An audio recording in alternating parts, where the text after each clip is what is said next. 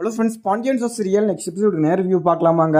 பாண்டியன் சரவணனை பார்த்து, நீ மயில எதுவுமே திட்டக்கூடாது, நீ தான் நல்லவன் அப்படின்னு சொல்லிட்டு நான் நினச்சிக்கிட்டு இருந்தேன். நீயும் அவங்கள மாதிரியே நீ பண்ணிக்கிட்டு இருக்கிறத பார்த்து தான் எனக்கு என்ன சொல்கிறதுனே தெரியல சரவணன் அப்படின்னு சொல்லிட்டு ரொம்பவே கோவமாகவும் பாண்டியன் அங்கேருந்து சொல்லிட்டு கிளம்பிடுறாரு.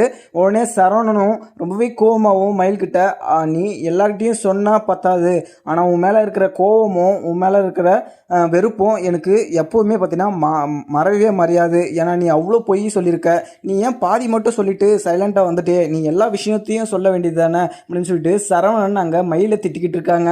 உங்கள் அப்பா பணம் எடுத்தது, ஆனால் பழி இங்கே பழனிவேல் அண்ணனுக்கா அப்படின்னு சொல்லிட்டு ரொம்பவே கோபமாகவும் அங்கே சரவணன் கேட்டுட்டு இருக்காரு. உடனே மயில் வந்து, நான் என்ன தப்பு பண்ணேன், அப்பா அந்த பணத்தை எடுக்கலை, அவங்க எடுத்துருக்கவும் மாட்டாங்க, அந்த பழக்கமே அப்பாவுக்கு இல்லை அப்படின்னு சொல்லிட்டு மயிலுமே ரொம்பவே சமாளிச்சுக்கிட்டு இருக்காங்க. அவங்க அம்மாக்குமே கால் பண்ணி கேட்டால் அவங்க அம்மாவும், அவங்க சம்மந்தி கடையிலேருந்து தானே எடுக்கிறாங்க, அது திருடுறது ஒன்றும் இல்லையே, சம்மந்திகளில் உரிமையாக தான் எடுத்துகிட்டு வந்திருக்காரு, அதுவும் 1500 தானே எடுத்துகிட்டு வந்திருக்காரு, அதெல்லாம் ஒரு பிரச்சனை இல்லை மயில், ஏன்னா வீட்லேயும் ரொம்பவே கஷ்டமாகவும் இருக்குது, அந்த கடன் தொழிலில் நாங்கள் எங்கேயோ போயிடலான்னு பார்த்தோம், ஆனால் அந்த சமயம் பார்த்து சம்மந்தியே எங்களுக்கு ஒரு நல்ல வாய்ப்பு கடையில் ஒரு வேலை கொடுத்துருக்காரு, நாங்கள் அதை பிடிச்சிக்கிட்டா தான் உண்டு, நீ எப்படியோ ஒன்று மாப்பிள்ளைக்கிட்ட அப்படி இப்படின்னு சொல்லி ஏதோ ஒன்று சமாளிச்சுட்டு அப்படின்னு சொல்லிட்டு அவங்க அம்மாவுமே சொல்லிடுறாங்க. இதை கேட்ட மயிலுமே ரொம்பவே கோபமாகவும், நான் ஏதோ ஒரு இது அப்படி இப்படின்னு சமாளித்து இந்த வீட்டில் இருந்தால் நீங்கள் ஒரே அடியாக இந்த வீட்டை விட்டு துரத்துற மாதிரி பண்ணிக்கிட்டு இருக்கீங்கம்மா அப்படின்னு சொல்லிட்டு ரொம்பவே ஃபீல் பண்ணி அழுந்துக்கிட்டு இருக்காங்க. சரவணனும் ரொம்பவே கோபமாகவும் அங்கே மயிலை திட்டிட்டுமே அங்கேருந்து கிளம்பிடுறாங்க, கடைக்குமே போயிடுறாங்க. அந்த சமயம் பார்த்து இங்கே மயிலவங்க அப்பாவுமே வந்துடுறாங்க கடைக்கு. அங்கே மயிலவங்க அப்பாவும் வந்ததும் அங்கே பாண்டியனும் கடையிலேருந்து வெளியே போயிடுறாரு. எனக்கு கொஞ்சம் வேலை இருக்குது சரவணா, கடையை பார்த்துக்கோ அப்படின்னு சொல்லிட்டு கிளம்பிடுறாரு. உடனே கல்லால் போயிட்டு இங்கே மாணிக்கமும் உக்காந்துக்கிட்டு, வேலையை கரெக்டாக பாருங்கள், இது பழனிவேலு எனக்கு கொஞ்சம் டீ வாங்கிட்டு வந்துடுறேன் அப்படின்னு சொல்லிட்டு காசை கல்லாலேருந்து எடுத்து கொடுத்து அமுச்சு விடுறாங்க. இதை பார்த்த சரவணனுக்கு பயங்கர கோபமாக இருக்குது. இதுக்கு மேலேயும் இவரை இந்த கடையில் உட்கார வச்சுன்னா இந்த கடைக்கும் மரியாதையே இல்லை, இவரை பேசாமல் நம்ம அப்பா கிட்ட எல்லாம் உண்மையும் சொல்லிட்டு இவரை கடை விட்டு ஃபஸ்ட்டு துரத்தணும் அப்படின்னு சொல்லிட்டு ரொம்பவே கோபமாகவும் அங்கே பார்த்துக்கிட்டு இருக்காங்க. இங்கே பாண்டியன் வர வரையுமே அங்கே சரவணனும் வெயிட் பண்ணிக்கிட்டு இருக்காங்க. அதுக்குள்ளே இவர் நிறைய அட்டுனின் பண்ணுறாரு, கடைக்கு வேலைக்கு வராருன்னு பார்த்தா ஆனால் வேலைக்கு வரதில்லை, அங்கே இருக்கிற பொருளெல்லாம் சாப்பிட்டுக்கிட்டு அங்கே வர கஸ்டமர்கிட்ட கதை பேசிக்கிட்டு சும்மா தான் உக்காந்துக்கிட்டு இருக்காரு. இதெல்லாம் பார்க்கும்போது சரவணனுக்கு ரொம்பவே கோபமாகவும் இருக்குது. இவரை எதுக்கு தான் இந்த கடைக்கு வர சொன்னாங்களோ, இவரை கடைக்கு வச்சதும் ஒன்று வைக்காததும் ஒன்று, இங்கே இருக்கிறதெல்லாம் காலி பண்ணிட்டு போயிட்டு போவார் போல். அவர் வீட்டுக்கு மாதத்துக்கு மல்லிகை சாமான் எடுத்துகிட்டு போகிறாரு, அவருக்கு தேவையான செலவு கேட்காம எடுத்துகிட்டு போகிறாரு. இவரை எதுக்காக கடையில் வேலைக்கு வச்சாருன்னு தெரியல. அவருக்கு எவ்வளோ சொன்னாலுமே அவருமே கேட்க மாட்டுறாரு. நம்ம இவர் கல்லாலேருந்து பணம் எடுத்த விஷயத்த நம்ம சொல்லிடணும். இங்கே பழனிவேல் அண்ணனுக்கு எவ்வளோ இது கஷ்டமாக இருக்குது, அவங்க மேலே ஒரு பழியை சுமத்திக்கிட்டு இருக்காங்க.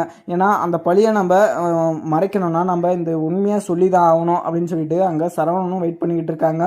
உடனே மயிலுமே, அப்போ நீங்கள் அந்த கல்லாலெல்லாம் உட்கார வேலை வச்சுக்காதீங்க, நீங்கள் வேலைக்கு தானே வந்திருக்கீங்க, நீங்கள் உங்கள் வேலையை மட்டும் பாருங்கள், நீங்கள் அந்த கல்லாலேயே உட்காராதீங்க, அந்த கல்லால் உட்காரத்துக்கு அதுக்கு நீங்கள் ஓனராக இருக்கணும், நீங்கள் இங்கே வேலைக்கு தானே வந்திருக்கீங்க, இங்கே இருக்கிற வேலையை நீங்கள் பாருங்கள், கல்லால் உட்கார வேலை வச்சுக்காதீங்க, நீங்கள் அப்படி உட்காரனா கூட நின்று இருங்க, ஏன்னா கஸ்டமர் வந்தால் நீங்கள் உட்காந்துட்டு இருக்கக்கூடாது, நீங்கள் அவங்களுக்கு என்ன வேணும்னு சொல்லிட்டு நீங்கள் கவனித்து எடுத்து கொடுக்கணும், நீங்கள் அப்படி இருந்தால் மட்டும்தான் இந்த கடையில் வேலை செய்ய முடியும், நீங்கள் இப்படி பண்ணுறதெல்லாம் எனக்கு கொஞ்சம் கூட பிடிக்கலப்பா, நீங்கள் இந்த கடைக்கு வேலைக்கு வரீங்களா இல்லை சும்மா உட்காந்துட்டு போகிறதுக்கு வரீங்களா அப்படின்னு சொல்லிட்டு ரொம்பவே திட்டிக்கிட்டு இருக்காங்க மயிலுமே. அதுக்கப்புறம் அவங்க அப்பாவும், சரிம்மா நான் இங்கே வேலை செய்கிறோமா அப்படின்னு சொல்லிட்டு அவருமே ரொம்பவே அப்செட்டாகவும் எழுந்து வந்துடுறாங்க. அதுக்கப்புறம் பாண்டியன் வரவும் இந்த சரவணன் போய், அப்பா அந்த காசை பழனிவேலன்னு அவர் எடுக்கலை, இந்த பணத்தை யார் எடுத்தாங்கன்னு சொல்லிட்டு எனக்கு தெரியும்ப்பா, இந்த விஷயத்த நான் சொல்கிறேன், ஆனால் நீங்கள் இதை கேட்ட உடனே அவங்கள இந்த கடையிலே நீங்கள் வேலைக்கே வைக்கக்கூடாது, அதுதான் என்னோட ரூல்ஸ் அப்பா அப்படின்னு சொல்லிட்டு சரவணன்னு சொல்லிக்கிட்டு இருக்காங்க. என்ன யாருடா சொல்கிறா,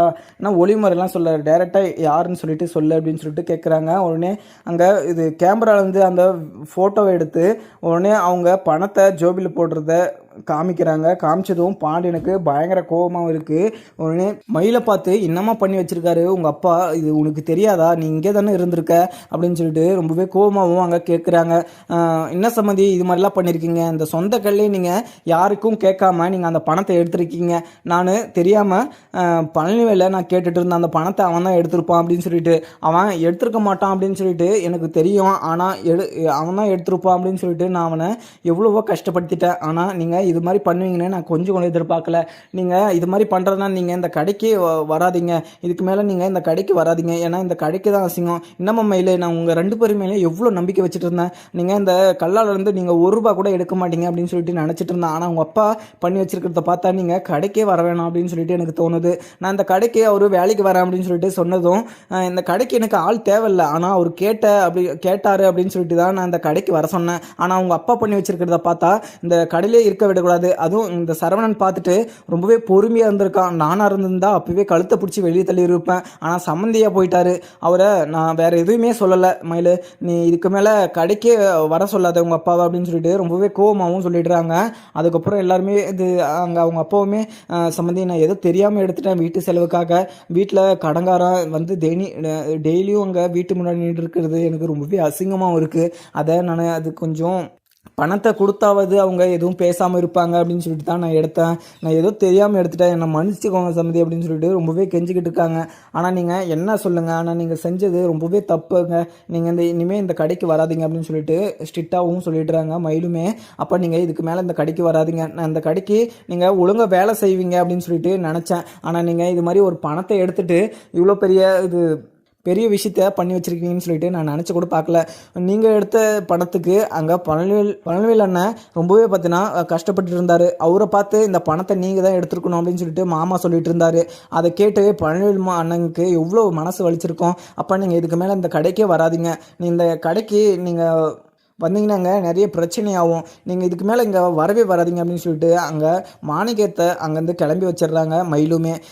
மாமா என்னை மன்னிச்சுக்கவும் மாமா, அவர் பணம் எடுத்திருக்காரு அப்படின்னு சொல்லிட்டு எனக்கு தெரியல. இப்போ ஆமாம், அவர் காமிச்சு தான் எனக்கே தெரியுது அவர் இது மாதிரி பண்ணியிருப்பார் அப்படின்னு சொல்லிட்டு எனக்கு தெரிஞ்சிருந்துச்சுன்னா நான் அப்போவே பார்த்தீங்கன்னா நைட்டே சொல்லியிருப்பேன் உங்ககிட்ட, இது மாதிரி தான் அவர் தான் எடுத்துகிட்டு போயிட்டுருக்காருன்னு சொல்லிட்டு. அவர் எடுத்தது எனக்கு தெரியாது மாமா, என்னை மன்னிச்சிக்கோங்க அப்படின்னு சொல்லிட்டு கையெடுத்து கும்பிட்டு இருக்காங்க மயிலுமே. அதுக்கு கேட்டதும், அம்மா நீ என்னம்மா பண்ணுவ, உங்கள் அப்பா எடுத்துருக்கு, அவர் இது மாதிரி பண்ணுவாருன்னு சொல்லிட்டு நான் கூட நினச்சி கூட பார்க்கல. அவர் எதனால இது மாதிரிலாம் பண்ணிக்கிட்டு இருக்காருன்னு எனக்கு கொஞ்சம் கூட தெரியல அப்படின்னு சொல்லிட்டு இங்கே பாண்டியன்னு சொல்லிக்கிட்டு இருக்காங்க. அதுக்கப்புறம் டைம் ஆச்சு அப்படின்னு சொல்லிட்டு கடையை க்ளோஸ் பண்ணிட்டோம், வீட்டுக்குமே போயிடுறாங்க. இங்கே சரவணனும் எல்லாருக்கிட்டையுமே வர சொல்லிட்டு இங்கே இந்த பணத்தை மயிலோட அப்பா தான் எடுத்திருக்காரு அப்படின்னு சொல்லிட்டு எல்லாரும் முன்னாடி சொல்லிக்கிட்டு இருக்காங்க. இதை கேட்டால் மயிலுக்கு ரொம்பவே வருத்தமாகவும் ரொம்பவே அசிங்கமாகவும் இருக்குது. ஏன்னா அதெல்லாம் தெரிஞ்சிருந்தா அங்கே மாணிக்கம் அந்த பணத்தை எடுத்துருக்கவே மாட்டார். ஆனால் அவர் யூஸுக்கு அவர் செலவுக்கு அந்த பணத்தை எடுத்துட்டாரு. ஆனால் அசிங்கம் இங்கே மயிலுக்கு தான். ஏன்னா மயிலு ரொம்பவே ஃபீல் பண்ணி அழுந்துக்கிட்டு இருக்காங்க. அந்த கல்யாணத்தவே இவ்வளவோ போய் சொல்லி கல்யாணம் பண்ணி வச்சுட்டாங்க, அவங்களோட கடமையை முடிச்சுட்டாங்க. ஆனால் இங்கே மயில் ரொம்பவே கஷ்டப்பட்டுட்டு இருக்கா. ஆனால் அது தெரிஞ்சுமே இங்கே அந்த கல்லாலேருந்து பணத்தை எடுத்து இப்போ இன்னமும் கஷ்டம் இங்கே மயிலுக்கு கொடுத்துட்டு இருக்காங்க அவங்க அப்பாவுமே. இதெல்லாம் யோசிச்சிருந்தா அவங்க எடுத்துருக்கவும் மாட்டாங்க. ஆனால் அங்கே மயில் ரொம்பவே அசிங்கப்பட்டும் அங்கே நின்றுட்டு இருக்காங்க. என்னங்க சொல்கிறீங்க, அவர் தான் இந்த பணத்தை அவர் தான் எடுத்திருக்காரா, சம்மந்தி அப்படிப்பட்ட ஆள் இல்லையே அப்படின்னு சொல்லிட்டு அங்கே கோமதி சொல்லிக்கிட்டு இருக்காங்க. நானும் அப்படி தான் நினச்சிக்கிட்டு இருந்தேன் கோமதி. ஆனால் அவர் எடுத்த பணம் எடுக்கிற போது சரவணன் அந்த போட்டோவே எடுத்து காமிச்சான். நானே அப்போ தான் நம்பினேன். ஆனால் பழனிவேல நான் பேசாமல் நான் தெரியாமல் அவன் மேலே சந்தேகப்பட்டுட்டேன். அவன் 15 எடுப்பான், ஆனால் இவ்வளோ பெரிய அமௌண்ட் எடுப்பான்னு சொல்லிட்டு எனக்கே சந்தேகமாக தான் இருந்துச்சு. ஆனால் அவன் மேலே நான் வீண் பழி சுமத்திட்டேன். பழனிவேலை என்னை மன்னிச்சு கூட, நான் ஏதோ தெரியாமல் சொல்லிட்டேன் அப்படின்னு சொல்லிட்டு பழனிவேலுக்கிட்ட சொல்லிடுறாங்க பாண்டியனும்.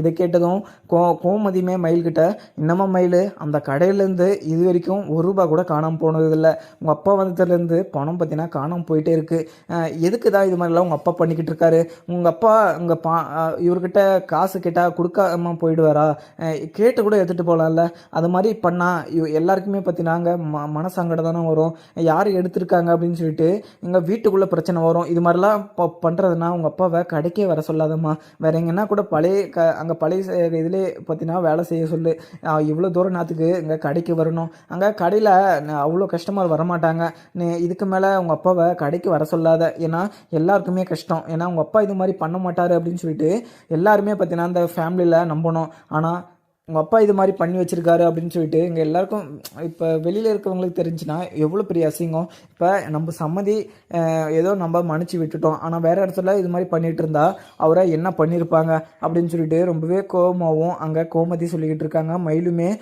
அத்தை எனக்கு இது தெரியாத அத்தை, அவங்க எடுத்திருக்காங்க அப்படின்னு சொல்லிட்டு எனக்கு தெரிஞ்சிருந்தா அவரை நான் அப்பயே திட்டிருப்பேன். அவரு எடுத்தாங்கன்னு சொல்லிட்டு, "எனக்கு தெரியவே தெரியாது அத்தை" அப்படின்னு சொல்லிட்டு, மயிலுமே எவ்வளவோ கெஞ்சி பார்க்குறாங்க. ஆனா மயிலுக்கு ரொம்பவே அது அசிங்கமாவும் இருக்கு.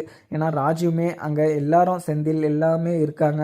அது அவங்க முன்னாடி அங்க நின்டுக்கிட்டு அசிங்கப்படுறத, இதெல்லாம் யோசிக்காம மாணிக்கம் இப்படி பண்ணுவாருன்னு சொல்லிட்டு இங்கே மயிலுமே எதிர்பார்த்துருக்க மாட்டாங்க. அதுக்கப்புறம் சரவணனுமே ரொம்பவே கோவமாகவும் உள்ளே போயிடுறாங்க.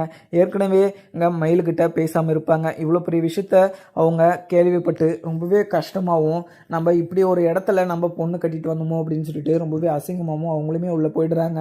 அதுக்கப்புறம் என்ன, மயிலு நீ உங்கள் அப்பாவுக்கு கால் பண்ணி சொல்லிவிடுமா, ஏன்னா அவங்க இந்த கடையில் இவங்க 2 பேரே போதும், ஆனால் சம்மந்தி கேட்டார் அப்படின்னு சொல்லிட்டு ஒரே காரணத்தால் தான் அங்கே கடைக்கே பார்த்தினா வர சொல்லிச்சு.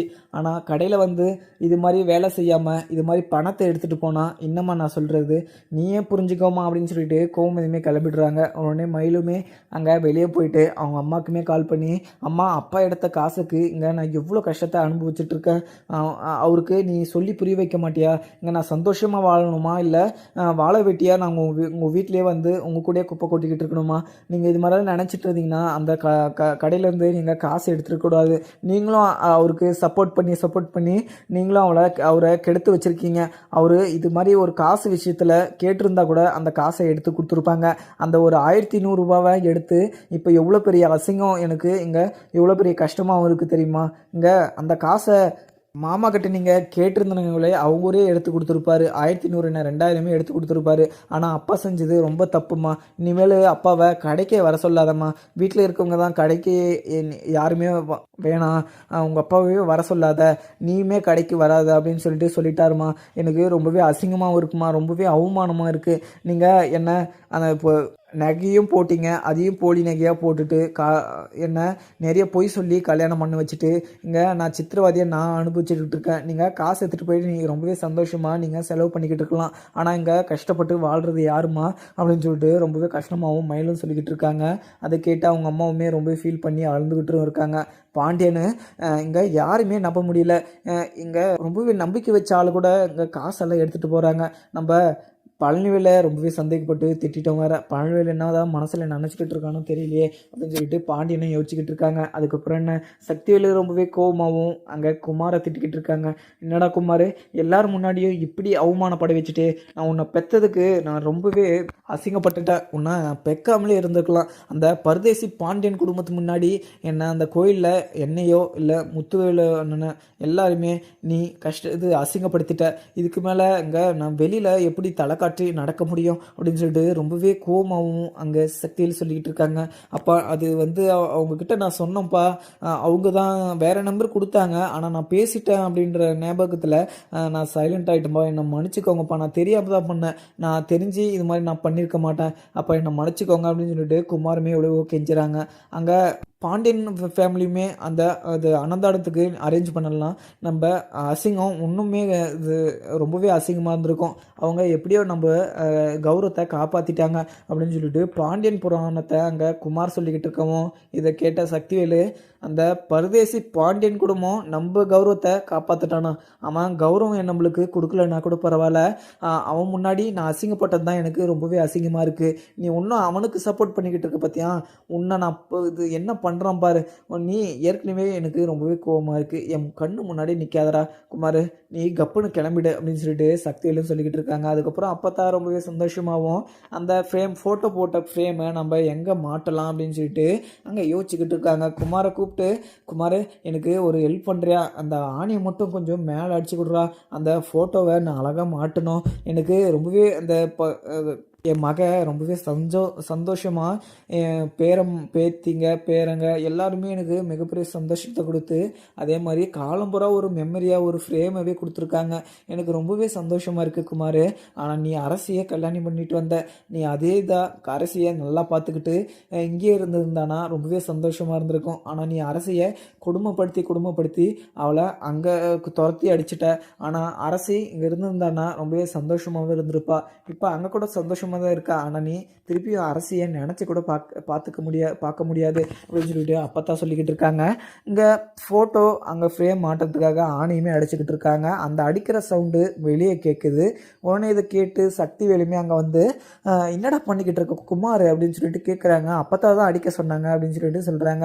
உடனே அப்பத்தாவுமே எதுக்குடா நான் ஃப்ரேம் மாட்டுறதுக்காக அடிக்க சொல்லியிருக்கேன், என்னடா கத்திக்கிட்டு இருக்க, சும்மா அங்கே கோயிலுக்கு போயிட்டு வந்துடுறதே நீ ரொம்பவே கோபமாக இருக்க, நீ வாயை முன்னு போடா ஃபஸ்ட்டு அப்படின்னு சொல்லிட்டு அமுச்சு விட்டுறாங்க. சக்திவேலுக்கு ரொம்பவே கோபமாகவும் இருக்குது. அந்த பரதேசி பாண்டியன் குடும்பத்தை ஃப்ரேமை நம்ம வீட்டில் மாட்ட போறியா, என்னென்ன அசிங்கம் பண்ண போறியா பண்ணி தொலை, நான் சொன்னாலுமே நீங்களாம் யாருமே இந்த வீட்டில் கேட்குற மாதிரியும் இல்லை. முத்துவேலனும் நான் சொல்கிறத கேட்டு அவங்க தலையாட்டுறதோட சரி, அவருமே பாண்டியன் குடும்ப சைடு தான் பேசுவார், நாங்கள் பேசவே விரும்பல அப்படின்னு சொல்லிட்டு சக்திவேலு அங்கேருந்து கிளம்பிடுறாங்க. அதுக்கப்புறம் பார்க்கலாமாங்க. வீடியோ பிடிச்சிருந்தா லைக் பண்ணுங்கள். Thank you friend.